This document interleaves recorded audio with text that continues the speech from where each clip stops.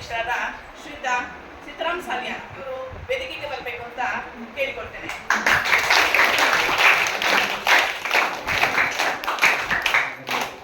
ನಿಮ್ಮಲ್ಲಿ ಕೇಳಿಕೊಳ್ತಾ ಇದ್ದೇನೆ. 5ನೇ 6ನೇ 7ನೇ ತರಗತಿಗೆ ನೋಟ್ ಪುಸ್ತಕವನ್ನು ನೀಡಿದ್ದಾರೆ. ವೇದಿಕೆಗೆ ಬರಬೇಕು ಅಂತ ತಮ್ಮಲ್ಲಿ ಕೇಳಿಕೊಳ್ತಾ ಇದ್ದೇನೆ.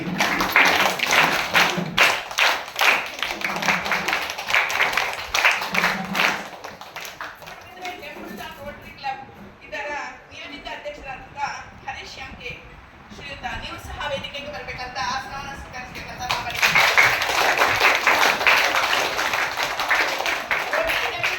ಇದರ ನಿಯೋಜಿತ ಕಾರ್ಯದರ್ಶಿಯಾದ ಶ್ರೀಯುತ ಭರತ್ ಶೆಟ್ಟಿ ತಾವು ಸಹ ವೇದಿಕೆಗೆ ಬರಬೇಕು.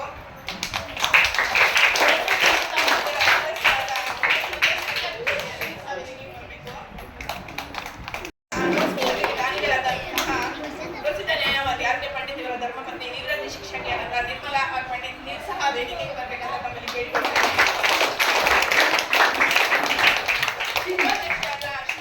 ಶ್ರೀಮತಿ ಪ್ರಣೀತಾ ನೀವು ಸಹ ವೇದಿಕೆಗೆ ಬರಬೇಕು.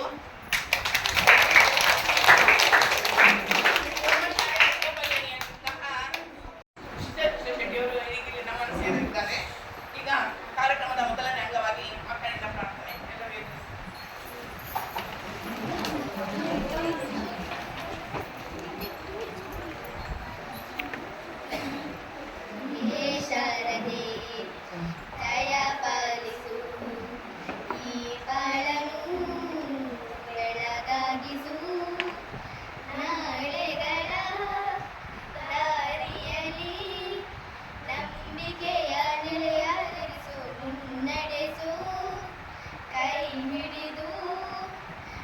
ನಾಡೋ ಪದ ಪದದಲ್ಲೂ ಸಂಚರಿಸು, ಹೂವಲ್ಲಿ ಜೇನು ಗುಡಿ ಕಟ್ಟದೇನು, ನೀರಲ್ಲಿ ನೀಯನು. ಹೇ ಶಾರದೆ ದಯ ಪಾಲಿಸು, ಈ ಬಾಳನು ಬೆಳಕಾಗಿಸು. ತಮ್ಮೆಲ್ಲರನ್ನು ಸ್ವಾಗತ ಮಾಡಲಿದ್ದಾರೆ ನಮ್ಮ ಶಾಲೆಯ ಪ್ರತಿಭಾ ಇವರು.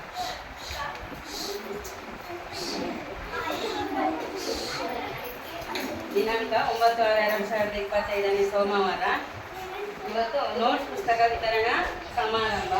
ನಮ್ಮದು ಗ್ರಾಮೀಣ ಪ್ರದೇಶದಲ್ಲಿರತಕ್ಕಂಥ ಒಂದು ಶಾಲೆ. ಆರ್ಥಿಕವಾಗಿ ಹಿಂದುಳಿದವರು. ನಾನು ಸುಮಾರು ಸಲ ಇಲ್ಲಿಗೆ ಬಂದು ಸುಮಾರು ಜನರ ಹತ್ರ ಕೇಳ್ತೇನೆ, ನಮ್ಮ ಮಕ್ಕಳಿಗೆ ಒಂದು ನೋಟ್ಸ್ ಪುಸ್ತಕ ಯಾರಾದರೂ ಕೊಟ್ಟರೆ ಒಳ್ಳೆಯದಿತ್ತು ಅಂತೇಳಿ. ಎಲ್ಲರಿಗೂ ನಾನು ಲೆಟ್ರ್ ಹಾಕ್ತಿದ್ದೆ. ಎಲ್ಲಿಯೂ ನಮಗೆ ಅವಕಾಶಗಳು ಸಿಗಲಿಲ್ಲ. ಎಲ್ಲ ಅಲ್ಲಿ ಮುನ್ಸಿಪಾಲ್ಟಿ ಏರಿಯಾ ಮೂಡಬಿದ್ರೆ, ಅಲ್ಲಿ ಎಲ್ಲ ಶಾಲೆಯವರಿಗೂ ಉಚಿತವಾಗಿ ನೋಟ್ ಪುಸ್ತಕಗಳನ್ನು ಕೊಡ್ತಾರೆ. ಎಲ್ಲ ಶಾಲೆಗಳಿಗೂ ಕೊಡೆ, ನೋಟ್ ಪುಸ್ತಕ, ಯೂನಿಫಾರ್ಮ್ ಎಲ್ಲವನ್ನು ಕೊಡ್ತಾರೆ. ಆದರೆ ನಮ್ಮ ಗ್ರಾಮೀಣ ಪ್ರದೇಶಗಳಿಗೆ ನಮ್ಮ ಊರಿನ ದಾನಿಗಳೇ ಬೇಕು. ಆದರೆ ನಮ್ಮ ಈ ಗ್ರಾಮೀಣ ಪ್ರದೇಶದಲ್ಲಿ ನಮ್ಮ ಶಾಲೆಗೆ ಬರುವಂಥವರು ಆರ್ಥಿಕವಾಗಿ ಹಿಂದುಳಿದವರೇ ಆಗಿರುತ್ತಾರೆ.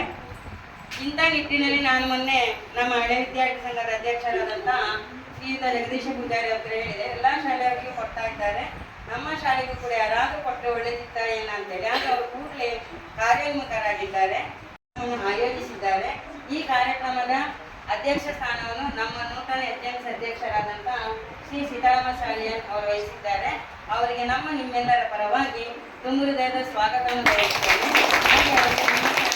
ಹಾಗೆ ಶಿಕ್ಷಕರಾದ ಪ್ರತಿಷ್ಠರು ನೀಡಿ ಗೌರವಿಸಬೇಕು ಅಂತ ಕೇಳಿಕೊಳ್ಳುತ್ತೇನೆ. ನೋಟ್ಸ್ ಪುಸ್ತಕಕ್ಕೆ ಸಹಕರಿಸಿದಂತಹ ನಮ್ಮ temple town rotary club temple town Moodbidri ಇದರ ಅಧ್ಯಕ್ಷರಾದಂತಹ ಶ್ರೀಯುತ ಹರೀಶ MK ಇವರಿಗೆ ನಾವು ನಿಮ್ಮೆಲ್ಲರ ಪರವಾಗಿ ತುಂಬ ನಮ್ಮ ಶಾಲಾ HMC ಉಪಾಧ್ಯಕ್ಷರಾದಂಥ ಶ್ರೀಮತಿ ಪ್ರಣೀತಾ ಇವರು ಹೂವನ್ನಿಟ್ಟು ಗೌರವಿಸಬೇಕು.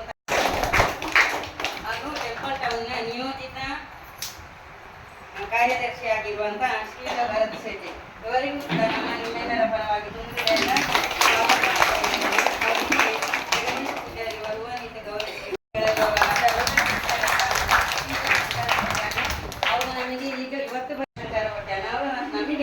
ನಮ್ಮ ಕಲಬೆಟ್ಟು ಶಾಲೆಗೆ ತುಂಬ ಸಹಾಯ ಮಾಡಿದ್ದಾರೆ. ಈಗಲೂ ಕೂಡ ನಾವು ಹೋದಲ್ಲಿ ಕೂಡ ಅವರು ಸ್ವಾಗತವನ್ನು ಬಯಸ್ತಾರೆ. ಅವರಿಗೆ ನಮ್ಮ ಶಾಲೆಯ ಶಿಕ್ಷಕರು ಕೇಳ್ಕೊಳ್ತೇನೆ.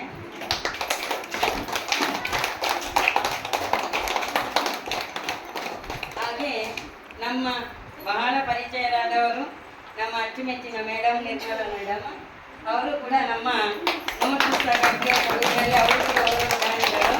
ತುಂಬ ಪ್ರೀತಿಯಿಂದ ಸಂಸ್ಕಾರವುಳ್ಳಂತಹ ಮಕ್ಕಳ ಮೇಲೆ ತುಂಬ ಅಭಿಮಾನ ಉಳ್ಳತಕ್ಕಂತಹ ಮೇಡಮ್ ಅವರು. ಅವರಿಗೆ ನಮ್ಮ ಶಾಲಾ ಶಿಕ್ಷಕಿಯಾದ ಶ್ರೀಮತಿ ಸುಮನವ್ವನಿಂದ ಗೌರವಿಸಬೇಕಾಗಿ ಕೇಳಿಕೊಳ್ತೇನೆ. ಹಾಗೆ ನೋಟ್ ಪುಸ್ತಕಕ್ಕೆ ಇನ್ನೋರ್ವ ದಾನಿ ಪ್ರಸಾದ್ ಕೋಟ್ಯಾನ ಮುಂಬೈ, ಅವರ ಪರವಾಗಿ ವಿತರಣೆ ಮಾಡುವುದಕ್ಕೋಸ್ಕರ ಅವರ ಸಹೋದರ ರಾಜೇಶ್ ಕೋಟ್ಯಾನ್ ಆಗಮಿಸಿದ್ದಾರೆ. ಅವರಿಗೆ ನಮ್ಮ ಶಾಲಾ ಹಾಗೆ ನಮ್ಮ SDMC ಉಪಾಧ್ಯಕ್ಷೆ ಅವರಿಗೂ ಕೂಡ ತುಂಬ ಹೃದಯದ ಸ್ವಾಗತವನ್ನು ಬಯಸುತ್ತಾ SDMCಯ ಎಲ್ಲ ಸದಸ್ಯರಿಗೂ, ಪುಟಾಣಿ ಮಕ್ಕಳಿಗೂ, ಪೋಷಕರಿಗೂ ಎಲ್ಲರಿಗೂ ಕೂಡ ತುಂಬ ಹೃದಯದ ಸ್ವಾಗತವನ್ನು ಬಯಸುತ್ತಾ ಮಕ್ಕಳಿಗೆ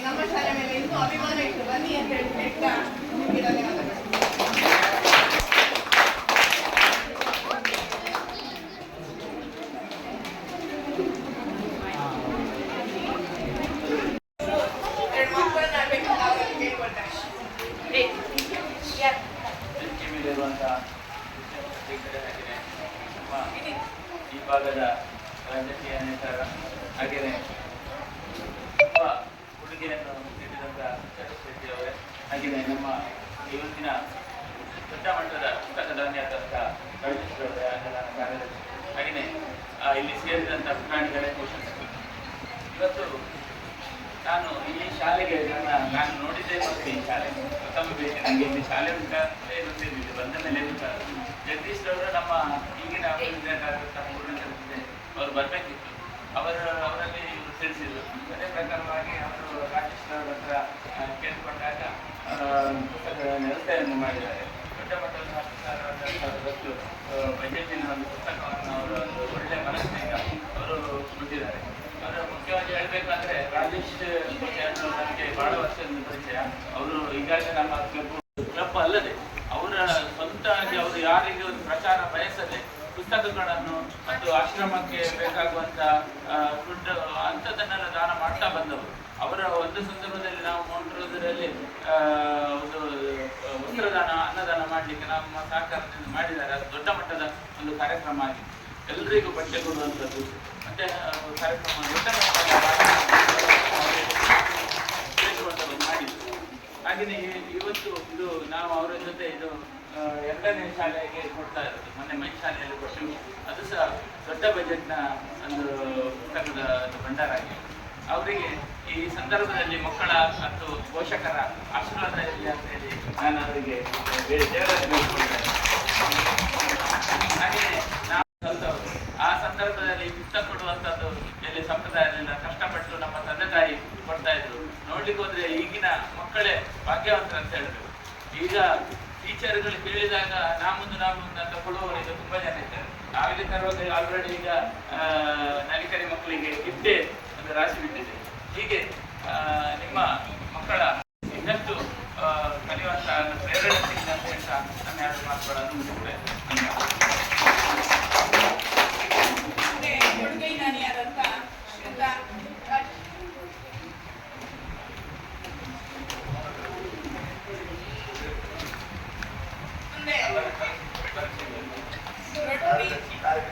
ರೋಟರಿ ಟೆಂಪಲ್ ಟೌನ್ ಇದರ ಕಾರ್ಯದರ್ಶಿಯಾದಂಥ ಇದರ ಕಾರ್ಯದರ್ಶಿಯಾದಂಥ ಶ್ರೀ ಭರತ್ ಶೆಟ್ಟಿ ನೀವು ನಮ್ಮನ್ನು ಉದ್ದೇಶಿಸಿ ಮಾತನಾಡ್ತಾರೆ. ವೇದಿಕೆಯ ಮೇಲಿರುವ ರೋಟರಿ ಟೆಂಪಲ್ ಟೌನ್ ಇದರ ಅಧ್ಯಕ್ಷರೇ ಶೆಟ್ಟಿ ಅವರೇ ಹಾಗೂ ಮಾಜಿ ಜಿಲ್ಲಾ ಪಂಚಾಯತ್ ಸದಸ್ಯರು, ನಮ್ಮ ಆತ್ಮೀಯರಾದಂಥ ಸದಸ್ಯರೇ, ಅದೇ ರೀತಿ ಟೆಂಪಲ್ ಟೌನ್ನ ಸದಸ್ಯರಾದಂಥ ಶಂಕರ್ ಕೋಟೆ ಅಂದರೆ, ಅದೇ ರೀತಿ SDMನ ಅಧ್ಯಕ್ಷರೇ, ಅದೇ ರೀತಿ ಇವತ್ತಿನ ಪುಸ್ತಕದ ದಾನಿಗಳಾದಂಥ ರಾಜೇಶ್ ಕೋಟೆ ಅಂದರೆ, ಹಾಗೂ ಇನ್ನೊಬ್ಬರು ಟೀಚರ್ ಇದ್ದಾರೆ, ಹಾಗೂ ಎಲ್ಲ ಶಿಕ್ಷಕರಿದ್ದಾರೆ, ತಂದೆ ತಾಯಿಗಳೇ ಹಾಗೂ ವಿದ್ಯಾರ್ಥಿಗಳೇ. ರೋಟರಿ ಕ್ಲಬ್ ಕೇಳಿದ್ದೀರಾ?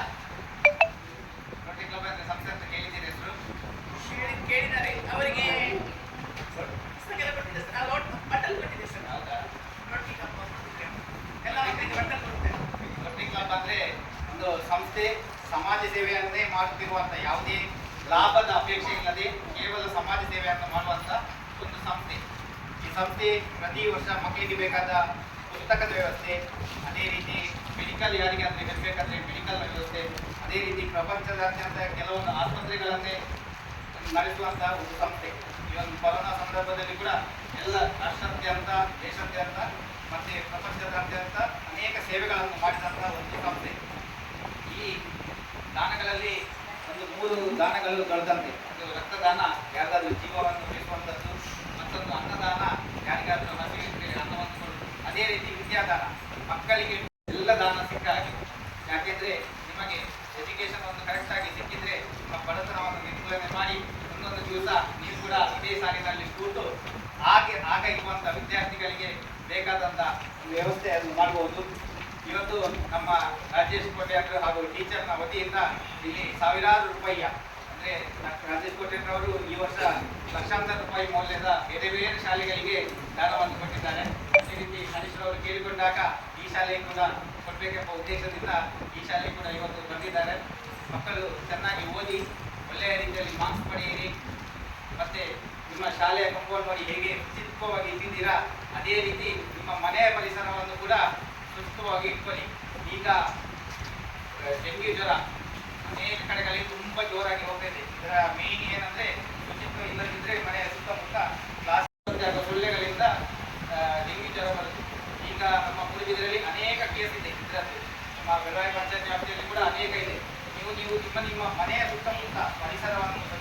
ಇಟ್ಟುಕೊಂಡು ನಮ್ಮ ಪ್ರಧಾನಮಂತ್ರಿ ದೇಶದ ಸ್ವಚ್ಛ ಭಾರತ್ ಕಲ್ಪನೆಯಲ್ಲಿ ಕೆಲಸ ಮಾಡಿದರೆ ಯಾವುದೇ ರೀತಿಯ ಡೆಂಗ್ಯೂವನ್ನು ಕೂಡ ನಾವು ದೂರ ಮಾಡ್ಬೋದು.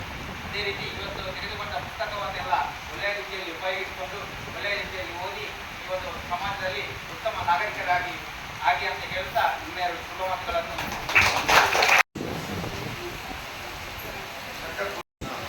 ವಿದ್ಯಾರ್ಥಿಗಳೇ ಹಾಗೂ ವಿದ್ಯಾರ್ಥಿ ಪೋಷಕರು. ಬಹುಶಃ ನನಗೆ ನನ್ನ ಬಾಲ್ಯದ ನೆನಪು ಆಗ್ತದೆ. ನಾನು ಕೂಡ ಸರ್ಕಾರಿ ಶಾಲೆಯಲ್ಲಿ ವಿದ್ಯಾಭ್ಯಾಸವನ್ನು ಪಡೆದು ಮೂಡುಬಿದ್ರೆಯಲ್ಲೇ ನಾನೊಂದು ಉದ್ಯಮವನ್ನು ಸ್ಟಾರ್ಟ್ ಮಾಡಿ ಯಶಸ್ವಿಯಾಗಿದೆ. ಭವಿಷ್ಯದಲ್ಲಿ ನೀವು ಕೂಡ ಕಷ್ಟಪಟ್ಟು ವಿದ್ಯಾಭ್ಯಾಸವನ್ನು ಕಲಿತು ಮುಂದೊಂದು ದಿನ ಭಾರತದ ಸಂಪ್ರದಾಯಾಗಿ ಬಾಳ್ಬೇಕಂತ ನನ್ನ ಪ್ರಥಮ ಆಸೆ.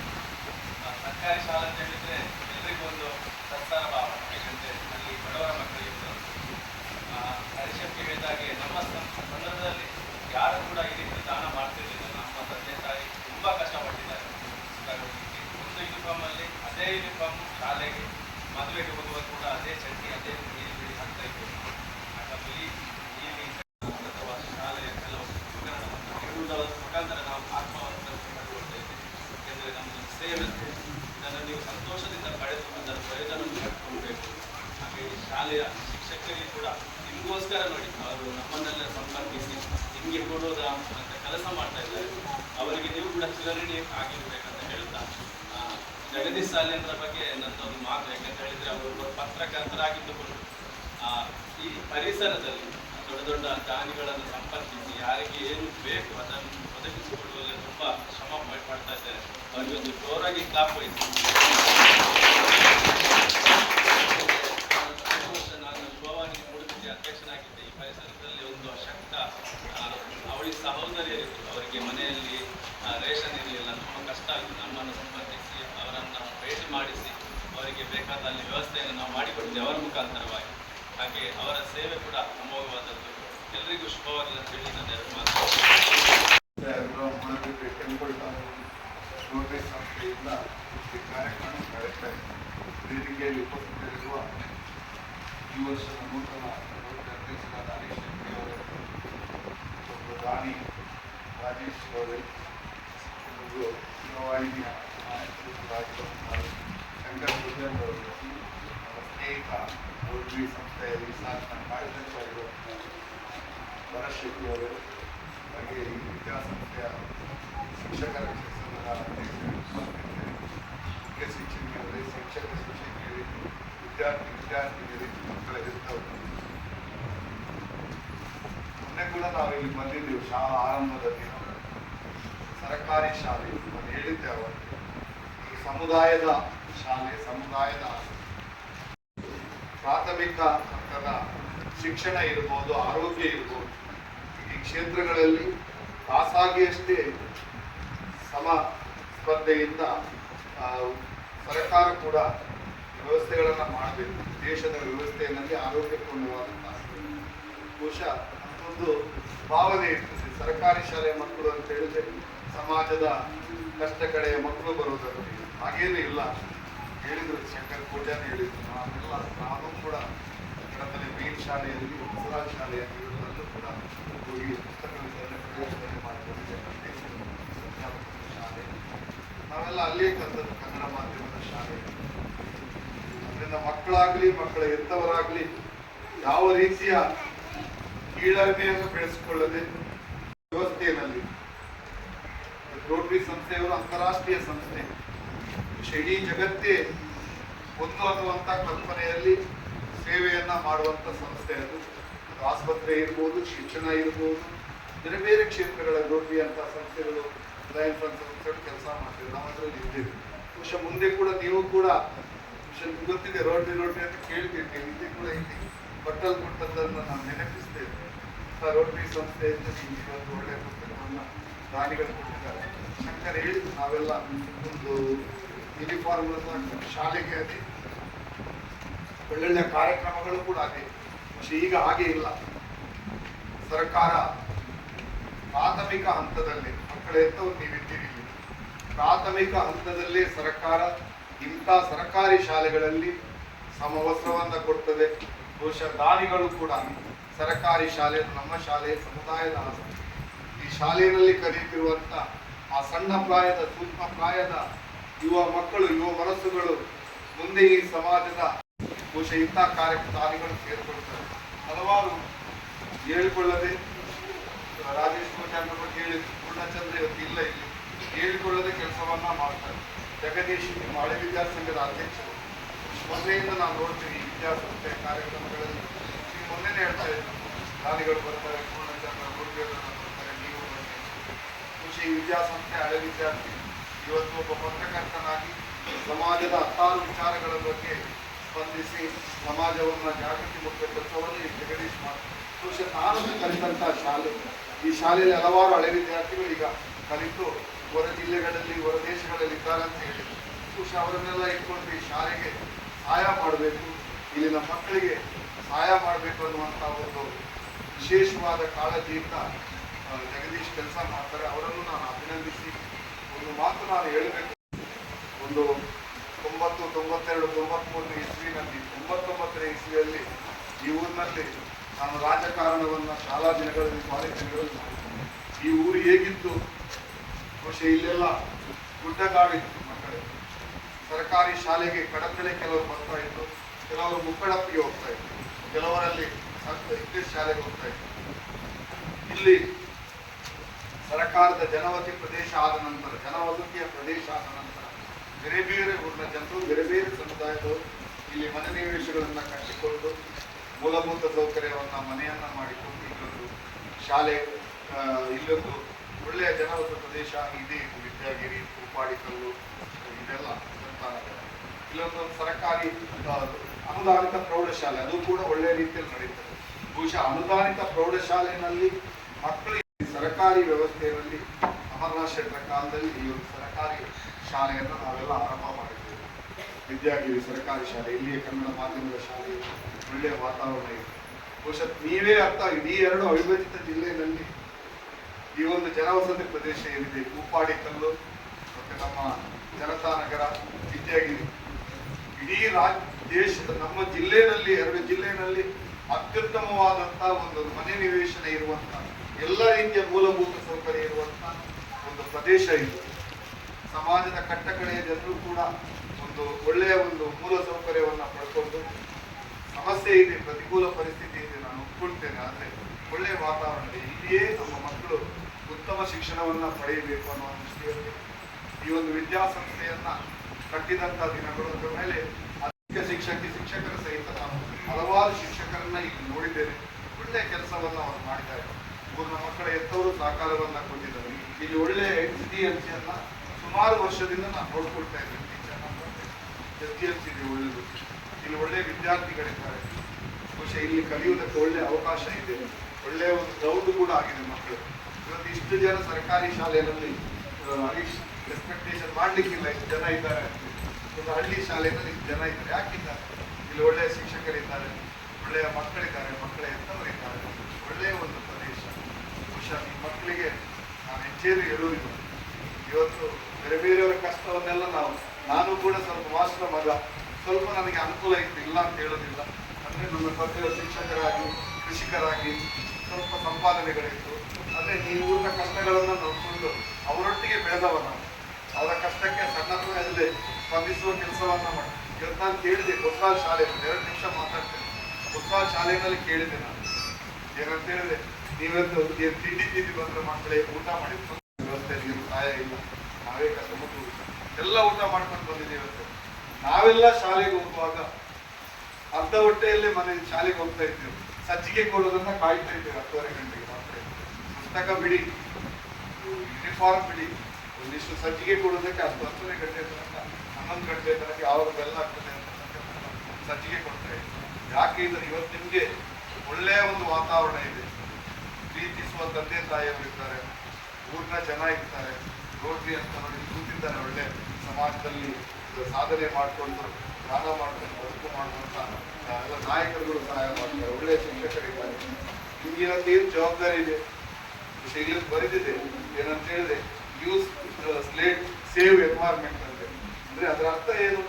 ಪ್ರತಿಯೊಂದು ಹೆಜ್ಜೆಯಲ್ಲೂ ಮಕ್ಕಳೇ ನಮ್ಮ ಪ್ರಕೃತಿಯನ್ನ ನಾವು ಉಳಿಸಬೇಕಾಗಿದೆ. ಮಳೆ ಬರ್ತಾ ಇದೆ, ಆ ಮಳೆಯ ನೀರನ್ನು ಇಂಗಿಸುವ ಕೆಲಸ ನಾವು ಮಾಡಬೇಕು. ನೀವು ನೋಡ್ತಾ ಇದ್ದೀರಿ ಸುತ್ತಮುತ್ತ ಸರ್ಕಾರದ ಅರಣ್ಯ ಇಲಾಖೆ ಮರ ನೆಡ್ತಾ ಇದೆ. ಯಾಕೆ? ಪ್ರಕೃತಿಯನ್ನ ಉಳಿಸಬೇಕು. ನಮ್ಮ ದೇಶದ ಪ್ರಧಾನಿಯವರ ಒಂದು ಕನಸು ಕೂಡ ಅದರೊಟ್ಟಿಗೆ ಪ್ರಕೃತಿಯ ಸ್ವಚ್ಛತೆಯನ್ನ, ತಮ್ಮ ಸ್ವಂತ ಸ್ವಚ್ಛತೆಯನ್ನ, ಆರೋಗ್ಯದ ಬಗ್ಗೆ ಗಮನ ಇಟ್ಕೊಂಡು ಮನೆಯಲ್ಲಿ ಒಳ್ಳೆಯ ವಾತಾವರಣ. ನಾನು ಹೇಳಿದ್ದೆ ಮೊನ್ನೆ ಕೂಡ, ನಮ್ಮ ಮನೆಯಲ್ಲಿ ನಮ್ಮ ಮಕ್ಕಳಿಗೆ ಮೌಲ್ಯಯುತವಾದಂತಹ ವಿಚಾರಗಳನ್ನ ಸಣ್ಣ ಪ್ರಾಯದಲ್ಲಿ ಅವಕಾಶಗಳು ಸಿಕ್ಕಿದಾಗ ಮಕ್ಕಳ ಎಂಥವರು ಆ ಮಕ್ಕಳಿಗೆ ಅದನ್ನ ಮನಸ್ಸಿಗೆ ನಾಟುವ ರೀತಿಯಲ್ಲಿ ಹೇಳಿಕೊಂಡು ನಮ್ಮ ನಡವಳಿಕೆಗಳಿಂದ ಮಗು ಕೂಡ ಸಮಾಜಕ್ಕೆ ಸ್ಪಂದಿಸುವಂತ, ಸಮಾಜಮುಖಿಯಾಗಿ ಯೋಚನೆ ಮಾಡುವಂತ ಒಂದು ಶಕ್ತಿಯನ್ನ ಸಣ್ಣ ಸೂಕ್ಷ್ಮ ಪ್ರಾಯದಲ್ಲೇ ಈ ಶಿಕ್ಷಣದ ಹಂತದಲ್ಲಿ ಶಿಕ್ಷಣದೊಂದಿಗೆ ಅಕ್ಷರಾಭ್ಯಾಸದೊಂದಿಗೆ ಅಥವಾ ಶಿಕ್ಷಣದ ಎಲ್ಲ ವಿಚಾರಗಳನ್ನು ಕಲಿಯುತ್ತಾ ಬೆಳೆಯುತ್ತಾ ಮಗು ಎತ್ತರಕ್ಕೆ ನೋಡಬೇಕು. ಆ ಎತ್ತರಕ್ಕೆ ನಾನು ತಲುಪಬೇಕು. ಬಹುಶಃ ಈ ನಿಟ್ಟಿನಲ್ಲಿ ಬಹುಶಃ ಇಂತಹ ಸರ್ಕಾರಿ ವಿದ್ಯಾಸಂಸ್ಥೆಗಳಲ್ಲೂ ಕೂಡ ಒಳ್ಳೆಯ ಶಿಕ್ಷಣ ಕೊಡ್ತಾರೆ, ಒಳ್ಳೆಯ ಹಳೆ ವಿದ್ಯಾರ್ಥಿಗಳಿದ್ದಾರೆ, ಒಳ್ಳೆಯ ಶಿಕ್ಷಕರಿದ್ದಾರೆ, ಗುರುವರಿದ್ದಾರೆ, ಒಳ್ಳೆಯ ವಾತಾವರಣ ಇದೆ. ಸತೀಶ್ ಮಠ್ ಒಳಗಡೆ ಇದ್ದಾರೆ, ನಾವೆಲ್ಲ ಬರಬೇಕು. ನಮ್ಮ ಮುಖ್ಯ ಶಿಕ್ಷಕರು ನೀವು ಬನ್ನಿ, ನೀವು ಯಾಕೆ ಕರೀತಾರೆ? ನಮ್ಮೂರಿನ ಆಗಿ ಹೋದ ಟೀಚರ್ ಒಂದು ಮಾತು ಹೇಳ್ಬೋದು, ನಾನು ಮಕ್ಕಳೊಟ್ಟಿಗೆ ಯಾವಾಗಲೂ ಇರುವುದಕ್ಕೆ ಬಯಸಿದ್ದೇನೆ. ಬಹುಶಃ ನಾವೆಲ್ಲರೂ ನೋಡುವುದೇನು, ನಿಮ್ಮಂತ ಮಕ್ಕಳಿಂದ ಸಮಾಜ ಸದೃಢವಾಗಬೇಕು. ಬಹುಶಃ ನಮ್ಮ ದೇಶ ನಾವೆಲ್ಲರೂ ಒಪ್ಪಿಕೊಂಡಿರುವಂತಹ ಪ್ರಜಾಪ್ರಭುತ್ವ ವ್ಯವಸ್ಥೆಯಲ್ಲಿದ್ದೇವೆ. ಒಳ್ಳೆಯ ಪ್ರಜಾಪ್ರಭುತ್ವ ಇದೆ, ಒಳ್ಳೆಯ ರಾಜಕೀಯ ವ್ಯವಸ್ಥೆ ಇರ್ತದೆ. ಅದರ ಜೊತೆಗೆ ವಿಶಿಷ್ಟತೆಯಲ್ಲಿ ಏಕತೆಯನ್ನ ಸಂಭ್ರಮಿಸುವಂತ ಒಂದು ಜನ ಸಮುದಾಯ, ಧರ್ಮ, ಭಾಷೆ, ಜಾತಿಯನ್ನ ಮೀರಿದಂತ ಒಂದು ವ್ಯವಸ್ಥೆ, ಸಮುದಾಯ ದೇಶದಲ್ಲಿ. ಅದೆಲ್ಲವನ್ನ ಉಳಿಸಬೇಕಿದ್ರೆ ಆ ದೇಶದ ಸಂಕಷ್ಟದಲ್ಲಿ ಸ್ಪಂದಿಸುವಂತ ಮನಸ್ಥಿತಿಯನ್ನ ಮಾಡುವಂತ ಮಕ್ಕಳನ್ನ ಶಿಕ್ಷಣದ ಹಂತದಲ್ಲಿ ಬೆಳೆಸುವುದು ಜವಾಬ್ದಾರಿ. ಒಳ್ಳೆಯ ವಿದ್ಯಾಸಂಸ್ಥೆ, ವಿಶೇಷವಾಗಿ ರೋಟರಿ ಸಂಸ್ಥೆಯನ್ನು ನಾನು ಅಭಿನಂದಿಸ್ತೇನೆ. ಹಲವಾರು ಅವರ ಕಾರ್ಯಕ್ರಮ ನಾನು ಭಾಗವಹಿಸ್ತೇನೆ. ಒಂದು ಒಳ್ಳೆಯ ಮನಸ್ಸಿನಿಂದ ತಮ್ಮಲ್ಲಿರುವಂತ ಸಣ್ಣ ಪುಟ್ಟ ಹಣವನ್ನು ಕೂಡ ಇಂಥ ಕೆಲಸಕ್ಕೆ ವಿನಿಯೋಗ ಮಾಡುವ ಮೂಲಕ ಮಕ್ಕಳೇ ನಿಮಗೂ ಕೂಡ ಅವರ ಆದರ್ಶ. ಮುಂದೆ ನೀವು ಯೋಚನೆ ಮಾಡಬೇಕು. ನಮಗೆ ಶಾಲೆಯಲ್ಲಿ ಪುಸ್ತಕ ಕೊಟ್ಟಿದ್ದಾರೆ, ನಮಗೂ ಕೂಡ ಅದೇ ರೀತಿ ಇಲ್ಲಿ ಬಂದು ಕೂತು ಆ ದಿನಗಳಲ್ಲಿ ಕಷ್ಟ ಇರುವವರಿಗೆ ಸ್ಪಂದಿಸುವ ಕೆಲಸ ಮಾಡಬೇಕು ಅಂತ ಹೇಳ್ತಾ ಬಹುಶಃ ಒಂದು ಮಾತು ಹೇಳ್ತೇನೆ. ಮಕ್ಕಳ ಹೆತ್ತವರಿಗೆ ಹೇಳ್ತೇನೆ, ಇವತ್ತಿನ ಸ್ಪರ್ಧಾತ್ಮಕವಾದಂತಹ ಯುಗದಲ್ಲಿ ಯಾವುದೇ ವ್ಯವಸ್ಥೆಗಳು ಕೂಡ ಸುಲಭ ಇಲ್ಲ. ಸ್ಪರ್ಧೆ ಇದೆ, ಸವಾಲಿದೆ, ಅವಕಾಶ ಇದೆ. ಅದರೊಟ್ಟಿಗೆ ನಮ್ಮ ಮಕ್ಕಳನ್ನ ಸಕಾರಾತ್ಮಕ ಭಾವನೆಗಳಿಂದ ಬೆಳೆಸಿದ್ರೆ ಮಾತ್ರ ಆ ಮಗು ಮುಂದೆ ಸಮಾಜಕ್ಕೆ ಒಂದು ರೀತಿಯ ಸಮಾಜಮುಖಿ ಯೋಚನೆ ಮಾಡೋದಕ್ಕೆ ಅನುಕೂಲಕ್ಕೆ ಆಗ್ತದೆ.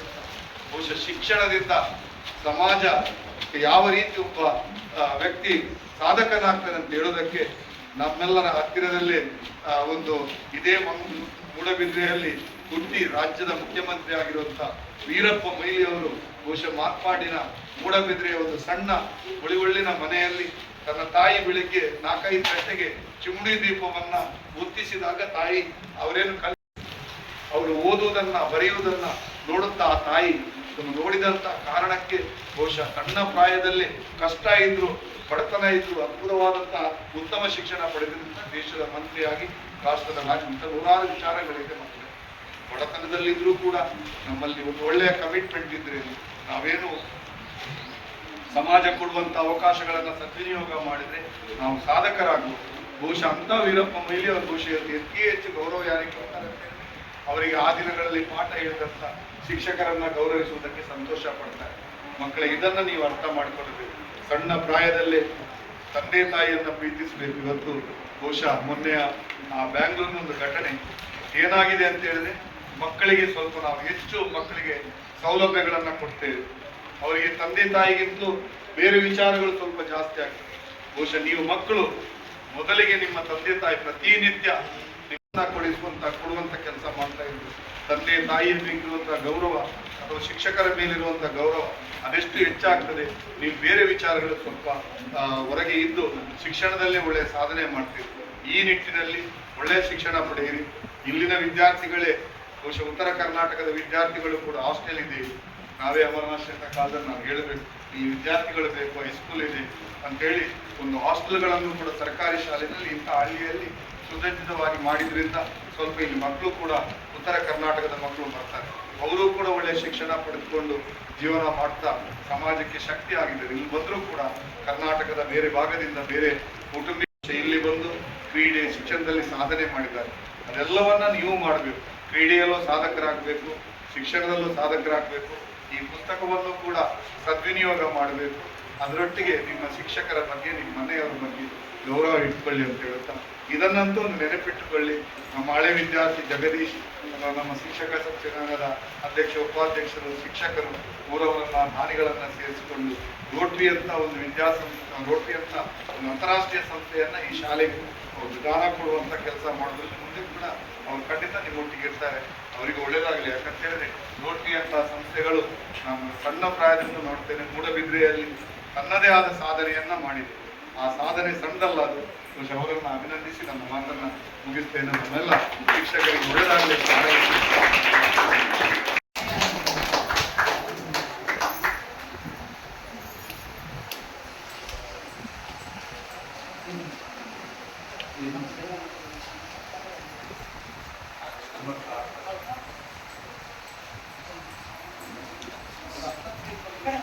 ಪದಾಧಿಕಾರಿಗಳು ಹಾಗೂ ನಮ್ಮ ಮಾಜಿ ಅಧ್ಯಕ್ಷರಾದ ಸುಚರಿತಾ ಶೆಟ್ಟಿ ದೇವೇಂದ್ರ ಕ್ಯಾಪ್ಟನ್ ಅಧ್ಯಕ್ಷರಾದ ಸುಚರಿತಾ ಶೆಟ್ಟಿ ಅವರಿಗೆ ಹಾಗೂ ನಮ್ಮ SDMC ಅಧ್ಯಕ್ಷರಾದ ಸೀತಾರಾಮ್ ಸಾಲ್ಯನ್ ಅವರಿಗೆ ಹಾಗೂ ಜಗದೀಶ್ ಸಾಲ್ಯನ್ ಹಾಗೂ HM ಹಾಗೂ ಎಲ್ಲ ಬಂದಿರುವ ಎಲ್ಲ ಪೋಷಕರಿಗೂ ಹಾಗೂ ನನ್ನ ಮುದ್ದಿನ ಮಕ್ಕಳಿಗೆ ಹೃದಯಪೂರ್ವಕವಾದ ಧನ್ಯವಾದಗಳನ್ನು